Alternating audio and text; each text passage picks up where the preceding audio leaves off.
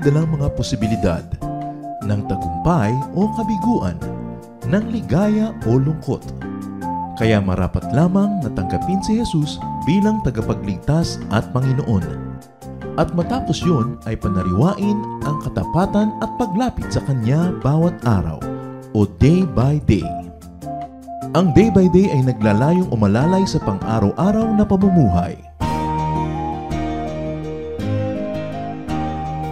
Narito po si Kuya Ed Lapis sa mensaheng pinamagatang Enemies of World Peace.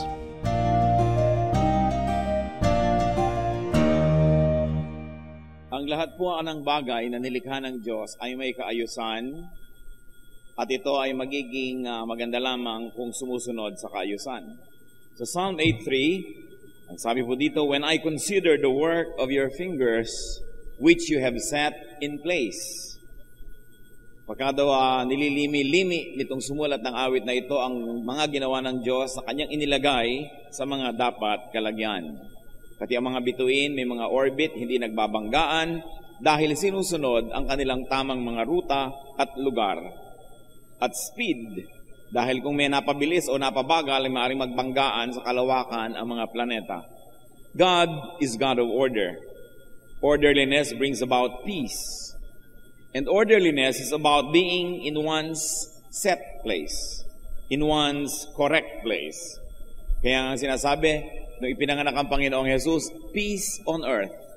Ang lahat ng gumulo ay kailangan maayos na muli, pati ang tao ay kailangan ibalik sa Diyos.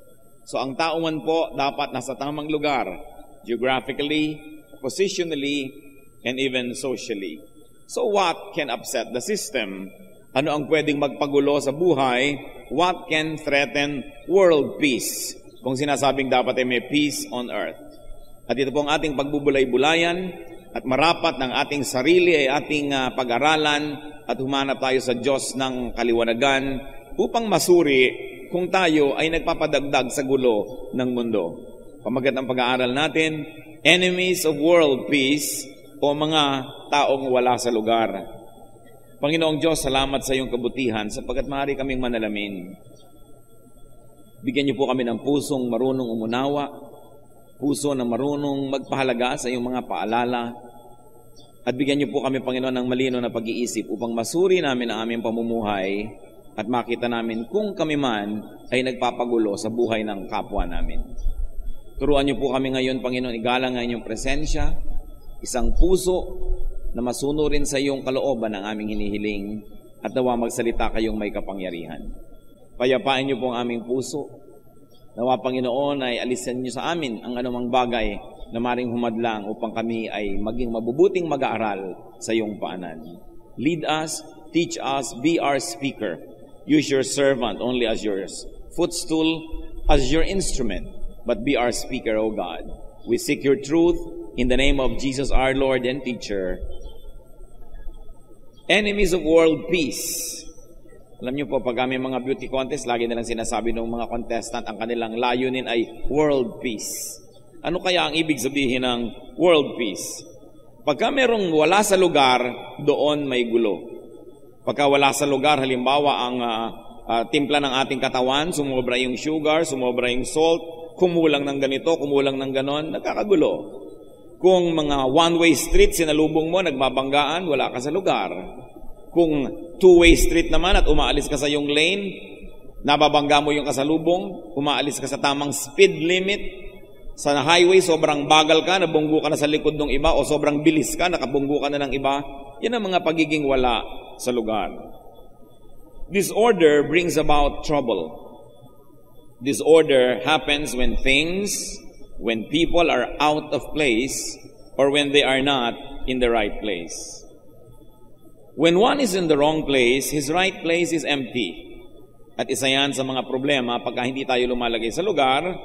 Pag tayo wala sa tama nating lugar, yung tamang lugar, walang tao doon, walang gagawa. Kung ikay gwardya at dapat nakaposte ka sa pinto na ito, pag umalis ka dyan, nagkakaproblema dahil nawawala ng dapat taong nandyan sa tuwina. Pagka ikaw ay doctor on duty at bigla kang nawala at may emergency, malaki ang problema. When you are not in your right place, the right place is empty. And another problem is, when one is in the wrong place, he usurps someone else's possession. Someone is displaced.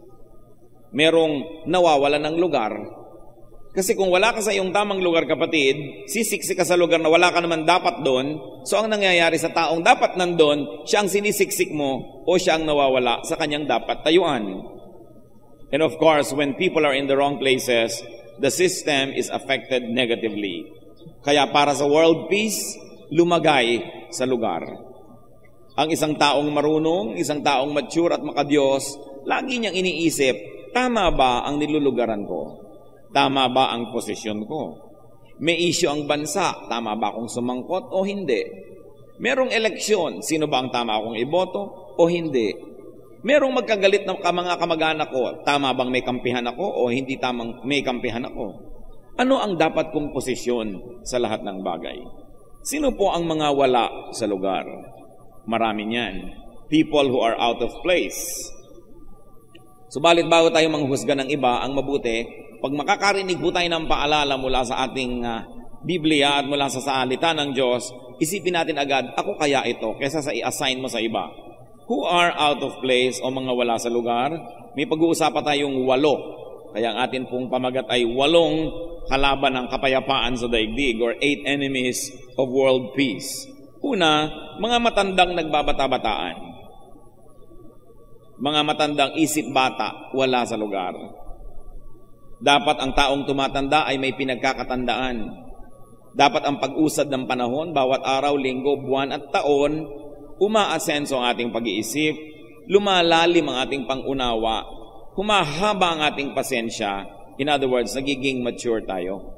Sapagkat yung kakitiran ng isip, kakitiran ng pasensya, laging pagmamadali, impatience, selfishness, these are signs of childishness. Sa asal, sa ugali, sa pag-iisip, dapat ang tumatanda ay may pinagkakatandaan.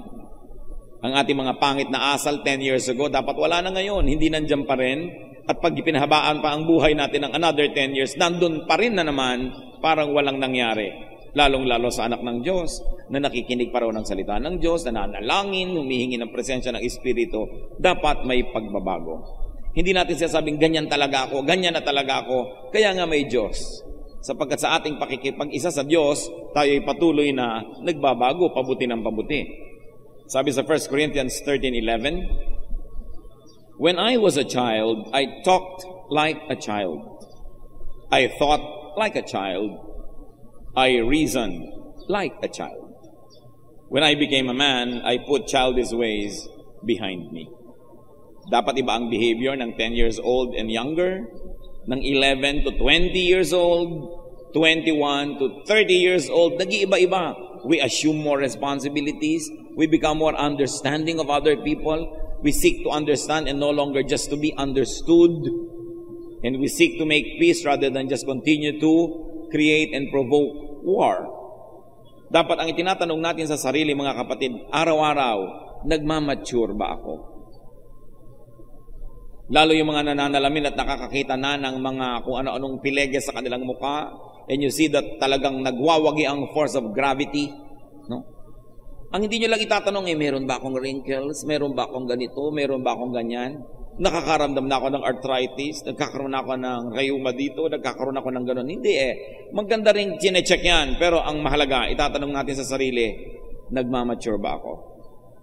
Nagde-develop ba ang aking pag-iisip? So isang mga wala sa lugar, matandang nagbabata-bataan. Ang daming gulong nililikha niyan sa planeta. Pangalawa po, na enemy of world peace, mga nanay na nakikipagkumpetensya sa manugang na babae. At ito ay napakalaking gulo sa mundo. Mga nanay na nag-asawa na ang mga anak, nakikipagagawan pa sa atensyon, sa panahon, sa sweldo, sa kabuhayan, sa katapatan ng anak na lalaki. Ang nangyayari ngayon, nagkakakompetensya ang manugang na babae at ang biyenang babae. At sinasabi ko po sa inyo mga kapatid, mas malaki ang threat niyan to world peace kesa sa arms build-up ng Iran, kesa sa mga threat ng Korea, kesa sa gulo ng fasismo o kaya ay ng komunismo o maging ng terorismo. sapagkat nearly every household has a mother-in-law and a daughter-in-law. Hindi naman lahat ng bahay ay mayroong bomba atomika, hindi naman lahat ng bahay ay may mga kanyon, pero ito ang pinakamalaking gulo. Nalilimot ng mga ina na ang kanila pong papel ay palakihin ng anak at matapos ay i-deliver ito sa mapapangasawa. Ang partner ng ina ay ang ama, hindi ang kanyang anak. Ang partner ng may asawa ay ang kanyang asawa, hindi ang kanyang magulang. Bagamat dapat tayong patuloy na maging mapagmahal sa ating mga magulang, wala dapat nalilito kung sino ang sino. Genesis 2:24, sabi po ng salita ng Diyos, "For this reason, a man will leave his father and mother and be united to his wife, and they will become one flesh." Malaking threat sa world peace. Sabi nga natin, hindi ang nuclear arms ng Iran, kundi ang pagsasawala sa lugar ng magbiyanan. Ang pagkawala sa lugar na ito ang madalas na ugat ng hidwaan ng magbiyanang babae. And I tell you, sa atin pong karanasan ng 3 dekada ng pagpapastor, ito ang pinakamalaking problema ng sangkatauhan, ang magbiyanang babae. Higit pa sa drugs, higit pa sa krimen, higit pa sa tsunami o mga bulkang pumuputok o kaya yung mga gumuguhong mga bundok, sapagkat mas maraming buhay na sinisira ang ganitong mga hidwaan. Dapat lumagay sa lugar. Ang babae ay reyna sa bahay ng kanyang asawa, hindi sa bahay ng kanyang anak. Kaya ang mga manugang na babae, kung nakikisuno naman kayo sa inyong mga biyenan, ang reyna doon ang inyong biyenang babae. Pero ang mga biyenang babae naman, kung nasa bahay kayo ng inyong anak, huwag lilimutin, ang reyna doon ay ang inyong manugang. Pag ang lahat ay lumulagay sa lugar, hindi magkakagulo ang mundo. Ano po ang isang description sa isang babaeng matino? Proverbs 31:27 and 28. She watches over the affairs of her household. Her husband praises her.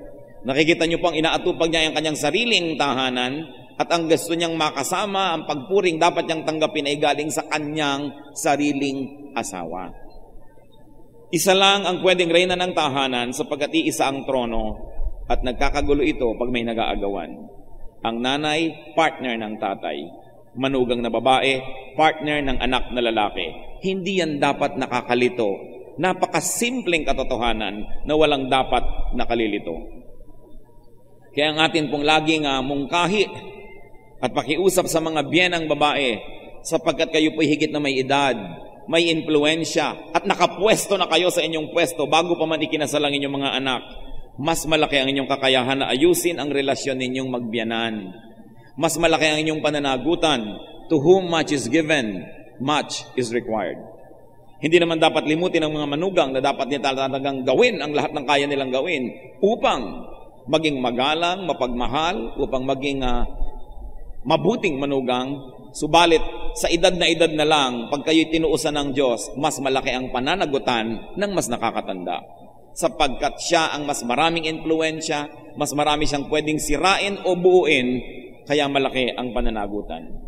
Mga anak na lalaki, lagi niyong mamahalin ang inyong mga magulang kahit kayo may mga asawa. Mga manugang, mahalin ang inyong mga biyanan. At mga biyanan naman at mga magulang, be worthy of respect. Be respectable. Igalang ninyo ang inyong mga sarili at igalang nyo rin ang mga nakakabata sa inyo, maging inyong mga anak at mga manugang, at matatahimik ang mundo. Sabi sa Ephesians 6:4, Fathers, do not exasperate your children. Huwag nyo daw inisin ang inyong mga anak. Sapagkat meron tayong kakayahan na gawin yan dahil may impluensya tayo. Meron tayong kapangyarihan. And if you're going to extend that, fathers, do not exasperate your children-in-law. Kasi ang mga asawa ng anak nyo ay anak nyo rin. Isa pa pong panggulo sa mundo at sa buhay, third party sa love triangle. Isa pa ito na talagang threat to world peace.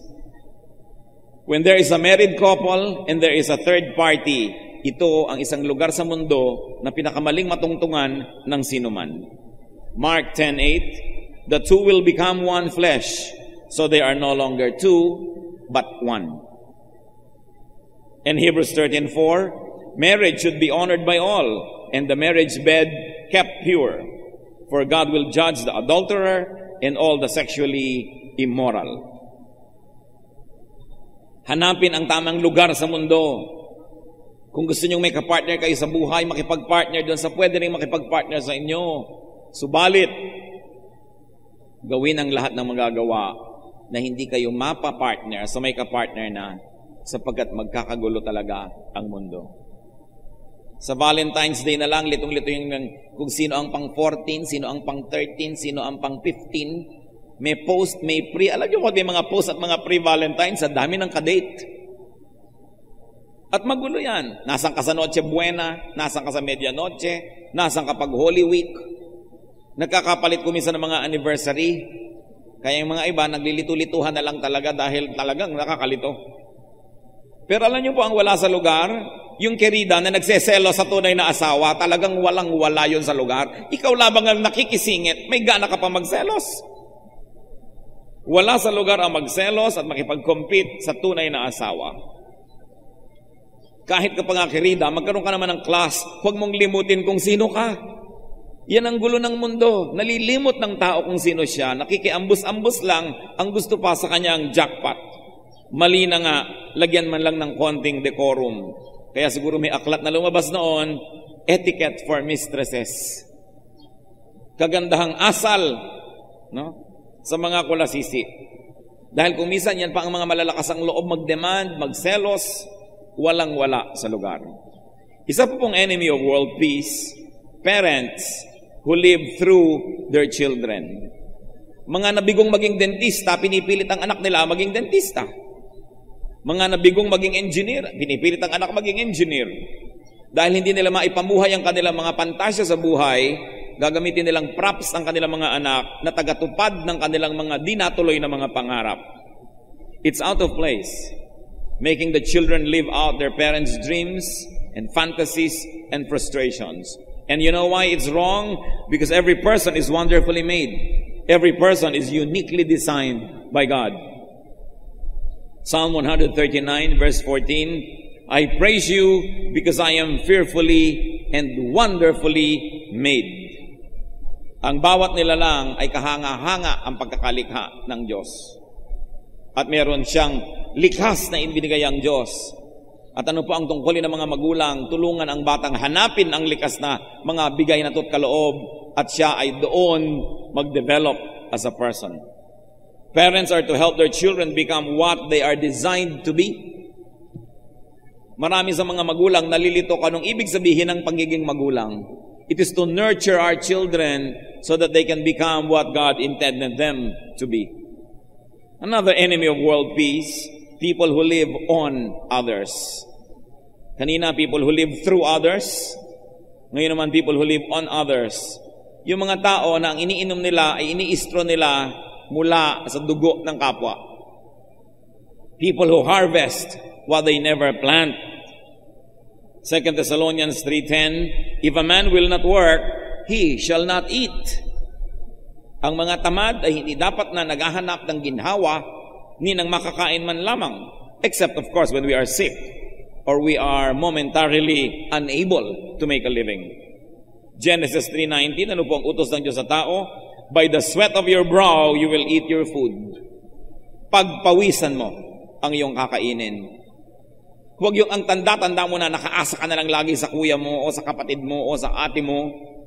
Pati pambili mo ng cellphone na gusto mo pa ay may bread toaster sa loob, hihingin mo lang pala, ang yabang-yabang mo pa mag-cellphone. Ang load mo, dinidilihensya mo lang, text ka pa ng text. Gusto pa mag-party tuwing birthday, wala namang kinikita, bagsak-bagsak naman ang mga grade. So, wala sa lugar. Lumagay sa lugar, pati ang mga anak. Alam niyo po kung isang dahilan kung ba't mahirap ang Pilipinas, may isang nagtatrabaho, may 10 nakadagan. Paano ka aahon? Paano ka babangon? Napakaraming humihila sa iyo pababa. Napakaraming umaasa. Napakaraming gustong magdilihensya. Pag tigi-tigisanan ka na lang ng birthday ng mga kamag-anak mo, hindi ka na mapapahinga buwan-buwan.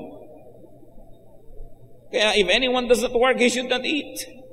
At ang isa sa 10 Commandments, ang hindi sa iyo, huwag mong paghangaran. Exodus 20:17, you shall not covet. Meron po kaming kilala, maluwag ang bahay nila sa isang neighborhood na maraming tao ang siksikan. Tuwing may namamatayan sa neighborhood, pinupuntahan sila, pwede po bang magburol sa inyo? Maluwag naman kayo. Pambihira naman.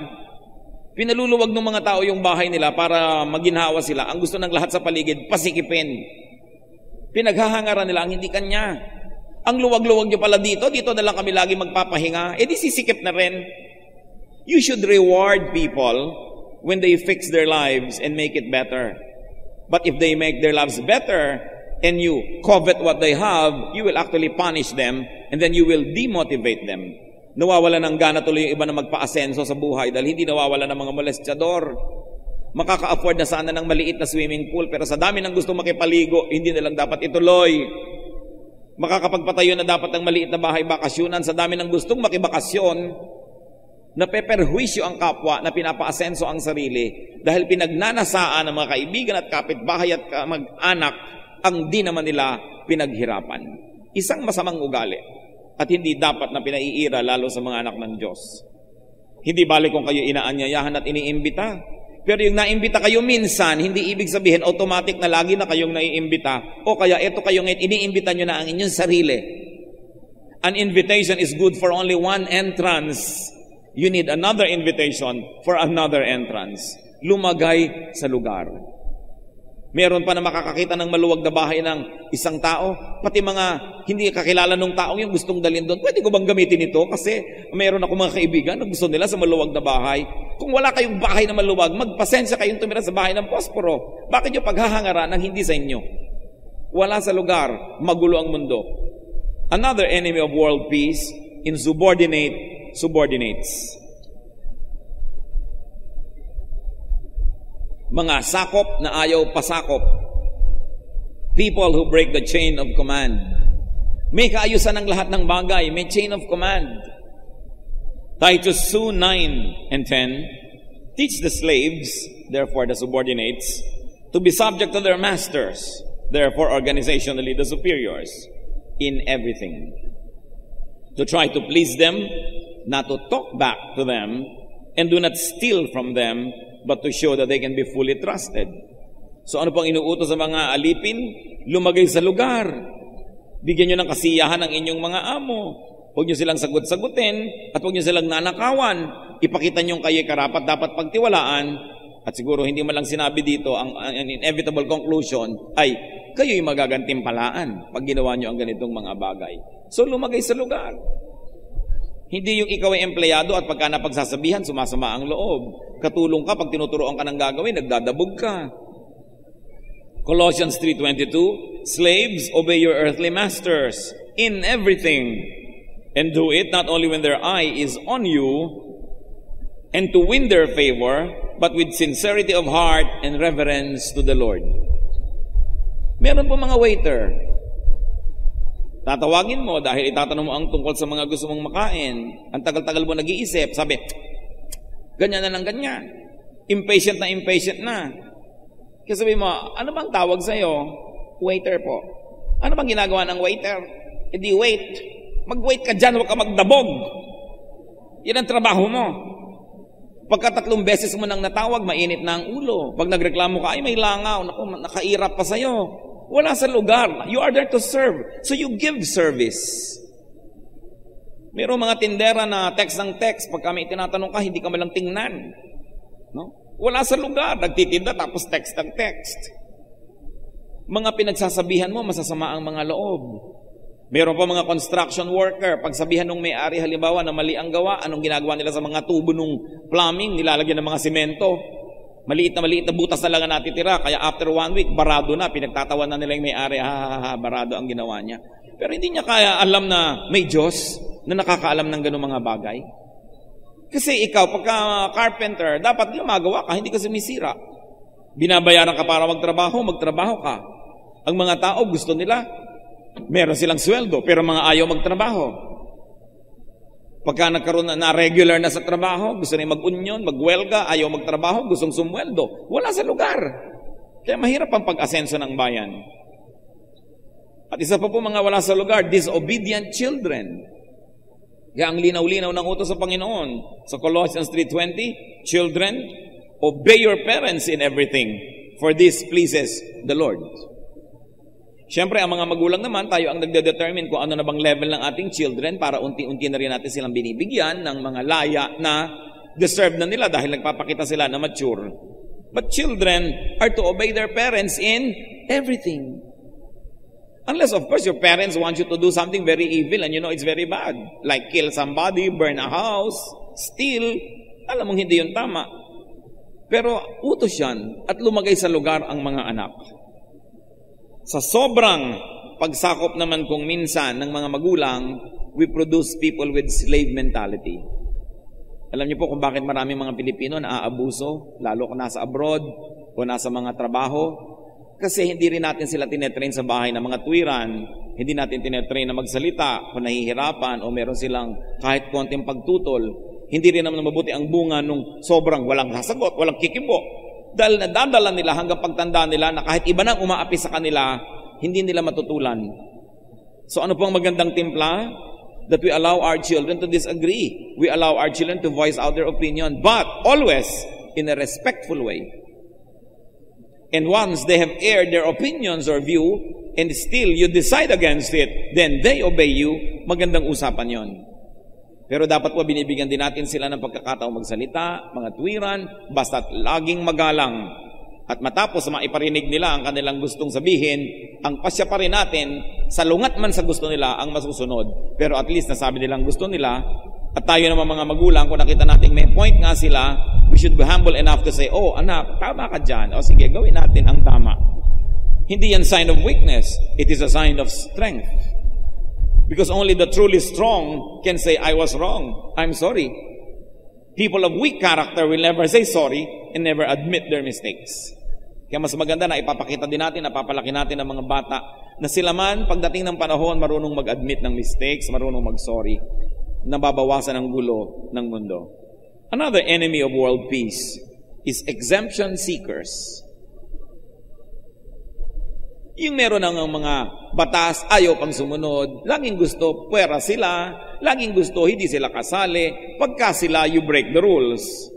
People who place personal interest above social order, above fairness. 2 Kings 17:37, you must always be careful to keep the decrees and ordinances, the laws and commands He wrote for you.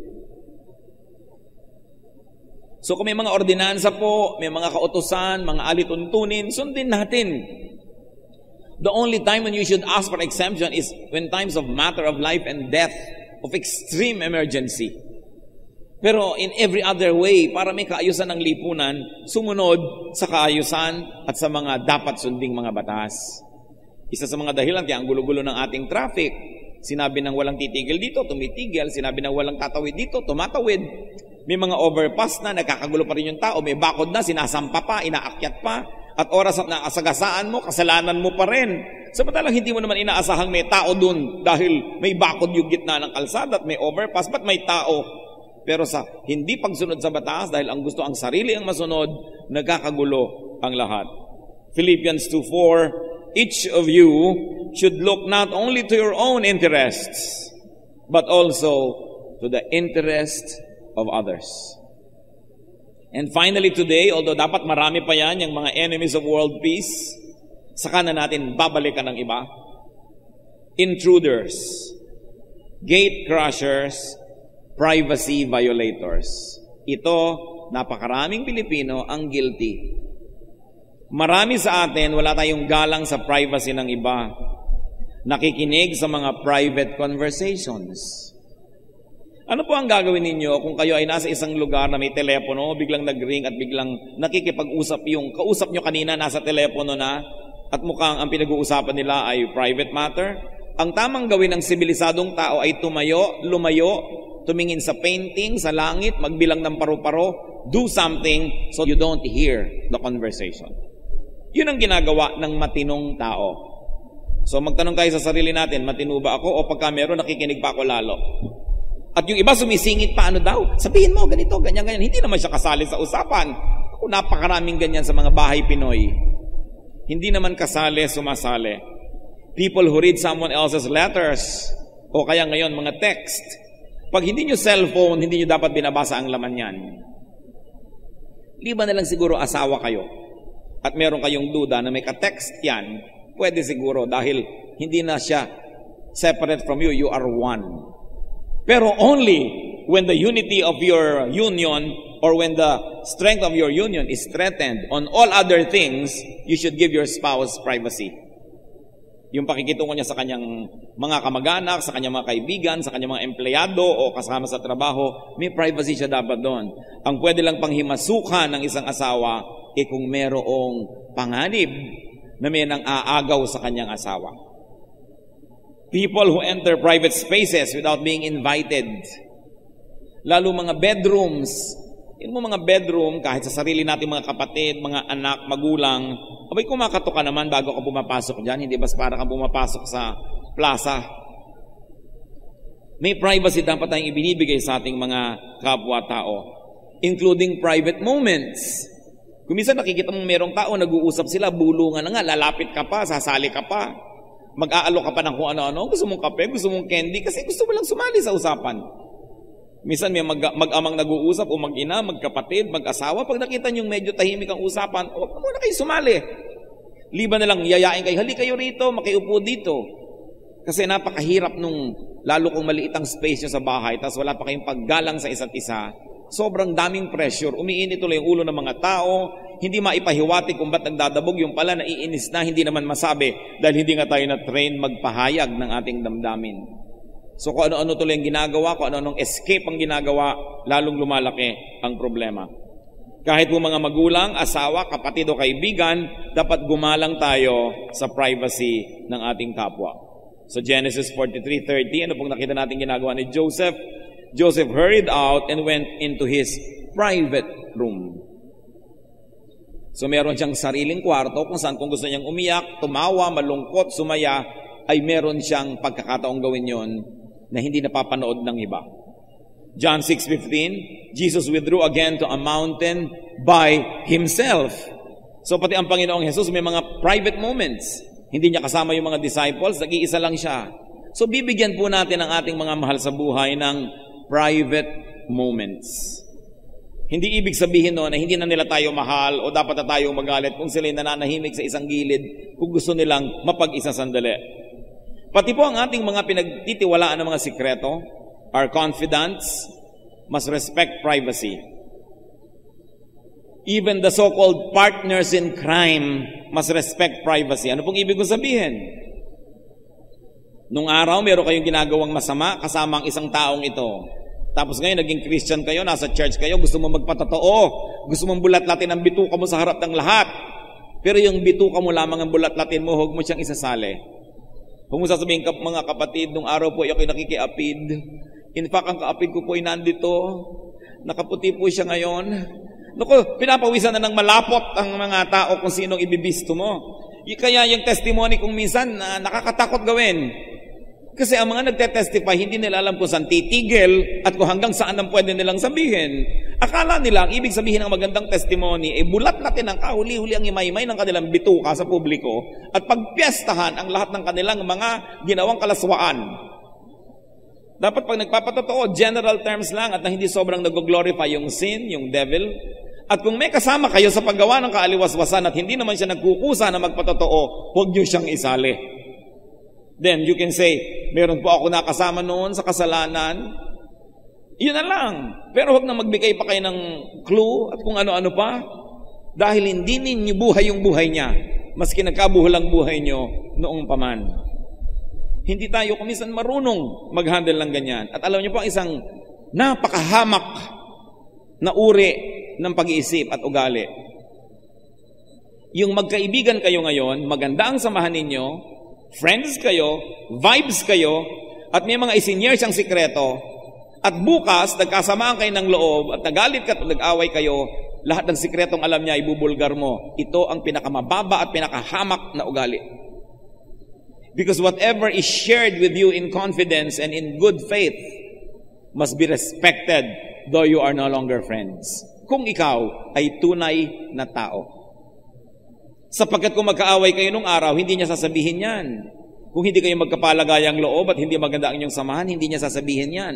So sa paggalang mo na lang doon sa magandang panahon na kayo nagkakasundo, hindi mo dapat i-violate ang trust niya nun. Ngayon, kung magkaaway na kayo ngayon, may nalaman ka pa ngayon, although hindi pa rin maganda, pero kung gusto mong sabihin, yun lang. But not the things that were shared in good faith. Ang pamumuhay po, hindi lang mabuhay ka, dapat maging tunay kang tao. Kaya sabi ng matatanda, madaling maging tao, mahirap magpakatao. Sapagkat ang isang tao, pag nagtampo na, pag nagalit na, sisirain na niya, pati yung magandang panahon na pinagsamahan nila noon. You must cherish and respect the sacredness of good relationships, of friendships, even though sometimes you are not friends anymore. At yan po natin nasusukat kung anong uri ng tao ang ating kausap. Kung yung dating ipinagkatiwala sa kanya dahil maganda ang samahan, ngayon ay pinagtataksilan niya dahil masama ang kanyang nararamdaman sa ngayon. Ito isang napakahamak na uri ng ugali. Proverbs 11:13, a trustworthy man keeps a secret. Kaya yan ang magandang sukat po ng ating pagkatao. Ang magandang sukat ng pagkatao ay hindi yung dami ng iyong sinasabi at ipinamamalita, kundi yung dami ng sinasarili mo na lang. Kung ano ang dami ng iyong pagtitimpi, mas maganda na salamin ng ating pagkatao. So, ano po ang mga enemies of world peace? Sige nga, for a few seconds, huwag kayong titingin sa notes, makipag-review kayo sa katabi nyo. 8 yan, enemies of world peace. Come on, review.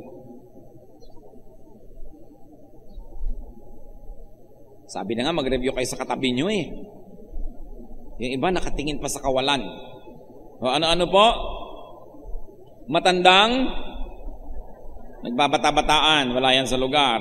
Nanay na nakikipagkompetensya sa manugang na babae. Hindi natin binanggit ang mga magbiyanang lalaki dahil bihirang-bihirang may gulo yung dalawang yan. 99.999999% ang mga magbiyanang babae. At mas malaki ang pananagutan nino ng matanda o ng bata? Ng matanda. Dahil kaya nga siya matanda, dapat may pinagkatandaan siya. Huwag siyang mauna sa pagbabata-bataan. Sino pa po? Third party sa love triangle. Parents who live through their children, people who live on others, insubordinate subordinates, exemption seekers, and intruders, and privacy violators. Yan po ang nagpapagulo sa mundo, hindi ang mga nuclear warhead sa Iran. Hindi ang armament ng North Korea dahil hindi naman tayo natatablan noon kahit kailan ngayon. Pero I promise you, araw-araw matatablan kayo kung may magbiyanang nag-aaway. Mapepeste ang buhay nyo, magugulo pati mga kamag-anak, pinsan at lahat ng nakikihalo sa gulo at naghahanap ng balita na sasangkot. Kaya ayusin ang pamamahay. Iwasan po natin sila. Itong mga enemies of world peace. Pero, church, listen, lalo namang iwasan nating maging sila. Na tayo na pala yun, akala natin iba pa. Dapat ang tao teachable. Dapat ang tao humble and observant, lalo na sa sarili. Ang lagi nating itinatanong, am I an enemy of world peace? Huwag na nating palakihin, am I an enemy of our family peace? Ako ba ang nagiging mitya kaya magulo sa aming tahanan, sa aming pamilya? Aming Diyos, kami po ay napapasuri sa inyo.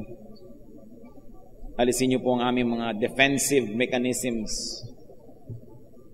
At turuan niyo kami, Lord, na maging mapagpakumbaba, marunong, matalino. Ibilang namin ang panahon na ito na pagpapala mula sa inyo sapagkat ang inyong gustong pagpalain, inyong itinutuwid. Nawa, Panginoon, wala sino man sa amin na tumanggi sa pagtutuwid ng iyong salita. Maiayos ang aming buhay at maging mapayapa ang aming mga tahanan at ang aming lipunan. Mangusap po kayo sa amin. Turuan niyo kami, Lord, how to make personal applications. Mga kapatid, magbulay-bulay tayo sa sandali ng katahimikan at pag-isip-isipan natin kung ano ang dapat nating gawin sa ating mga narinig.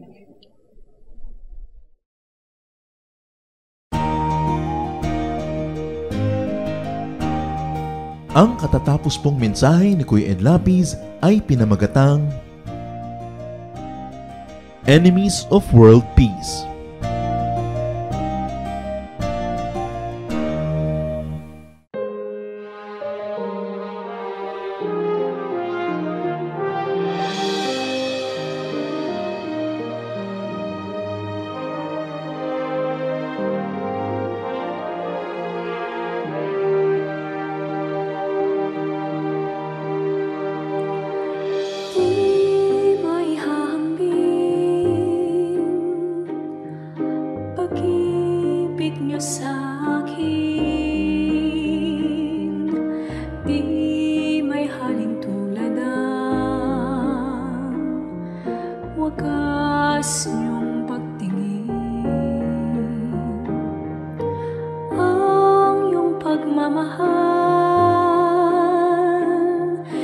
sadyang walang hadlang,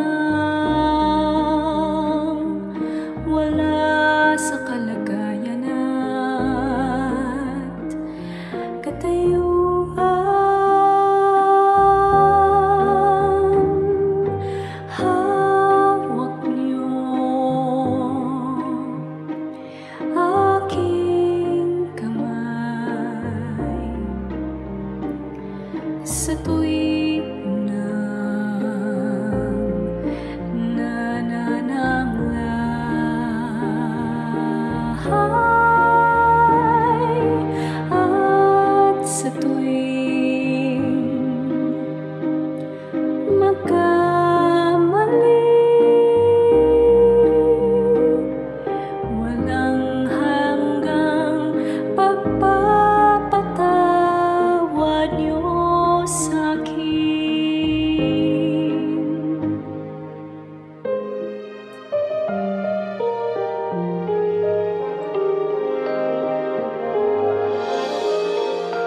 Di may hahambing pag-ibig niyo sa'kin. Di may halong tulad ang wagas niyong pagtingin. Ang iyong pagmamahal sadyang walang hadlang, wala sa kalagayan at katayuan.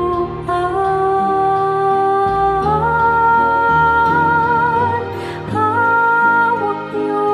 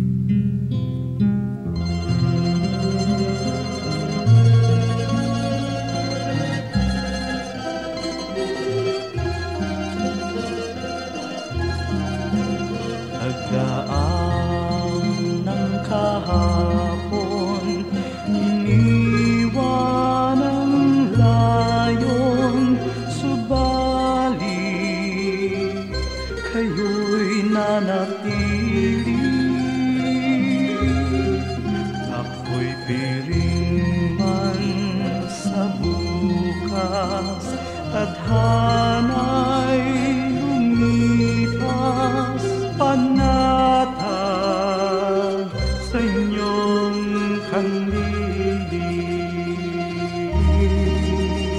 O Jesus, sa ulayaw, hatid sa kibuhay, magkapay sa paglalakbay. Kaibigan kang tunay, dagli ang karamay, kailanman di mawawalay.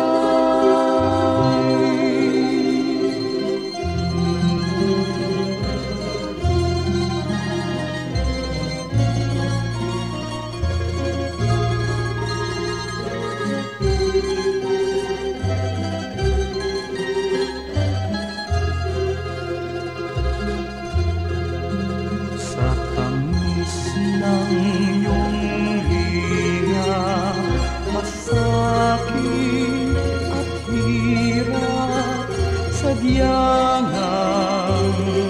hindi mananaig. O Jesus, kaulayaw, gawin pang malinaw sa akin ang iyong pag-ibig. O Jesus, sa ulayaw, hatid sa kibuhay, agapay sa paglalakbay. Kaibigan kang tunay, dagli ang karamay, kailanman di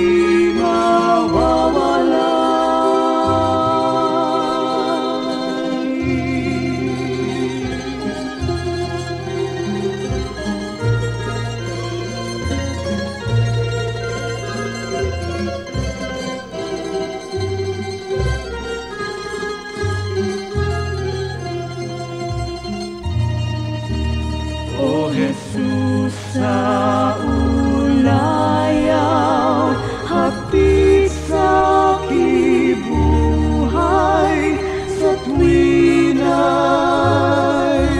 lunas ka sa aking lumbay. Sa pag-ibig niyong alay, nasa daldalisay ang puso ko'y humihinlay. O Jesus, sa ulayaw, hatid sa kibuhay, agapay sa paglalakbay. Kaibigan kang tunay, dagli ang karamay, kailanman di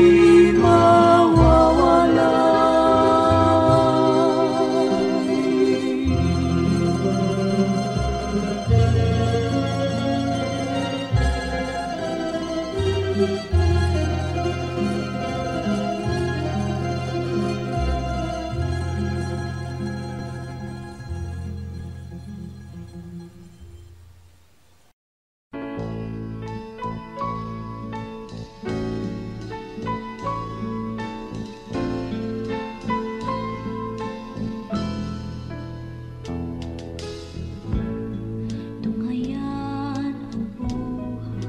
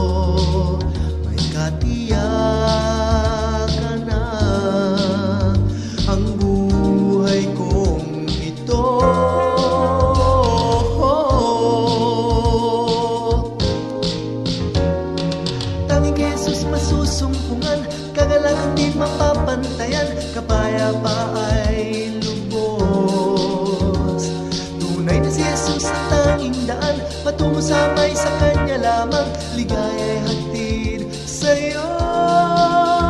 Napawi na mga katanungan. Ang buhay ko ngayon mayroong